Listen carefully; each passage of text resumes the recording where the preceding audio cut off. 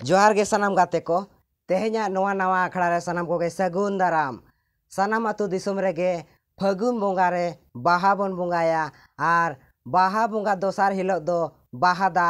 जहाँ दो हिंदी तेबन मेना होली आदो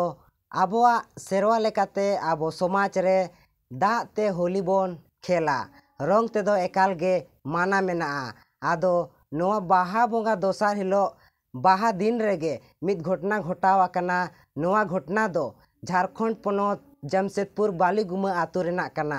नवा आतु रे मिटeng कोड़ा दो मिटeng कुड़ी रंग ते होली के देयाय आदो ओना होली खातिर ते ओना आतु होड़ को बिचार किया मझिया आंदे ते जे नुई कोड़ा दो उनी कुड़ी बहु रूप ते अपनारे हुयु तया आर बांखान उनी कोड़ा चेतान रे एक्शन को हतावा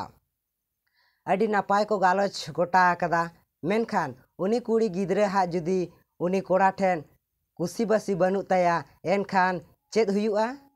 चेद ए चिकाया उनी कुड़ी गिद्रे दो उनी कुड़ी गिद्रे छाडुयुआ नोडी नेल ᱧᱟᱢᱮᱫᱟ जे नोआ मा अड़ी जबरदस्ती हुयुक कना कोड़ा हपन मा ठीक गिया जहां कुड़ी गे कुसियाया होली ᱧᱩᱛᱩᱢ ते इतुद आया मेनखान कुड़ी गिद्रे हा दो चेद हुयुआ आदो नोआ घटना नेल काते इनिन उयहेरेदा जे अतुरिन मजी कोआ हो नासे दो दोस कान गया चेदा से आले अतु रे हो किछुक दिन मांग बाहा बोंगा दिन गोन लगान अतु मोड़े होड़ को जावरा लेना उन आडिन बुझो केत कोआ मेनखान इन गे उल्टे को बुझो किदिया जे आम ओका खोना समाज सुसरिये ओडोकेना आले बुझो लगित आदो आले अतु रिनिज मजिन मेताय कना जुदी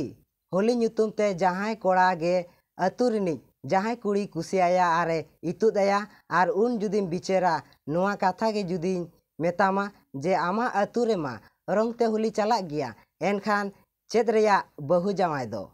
नोय नोंकान कथा कना आर नोंकान नोंका गे दिसोम रे हुयुक गया आदो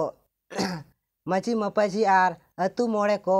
बाको बुझो नोआ कथा मा आदो मा चेदे मेता कोआ आबो आदिम को हो नोंकाना न्यूज गे तेहेñ आबो तला रेñ आगु सेटर केदा और जुदी पे कुसिया एनखान दो नासेना लाइक कातावन पे और बुगे बड़ी कमेंट निहत पे कमेंटा आलो पे हिड़िया और चैनल ताबन सब्सक्राइब का पे मा एनखान जोहार।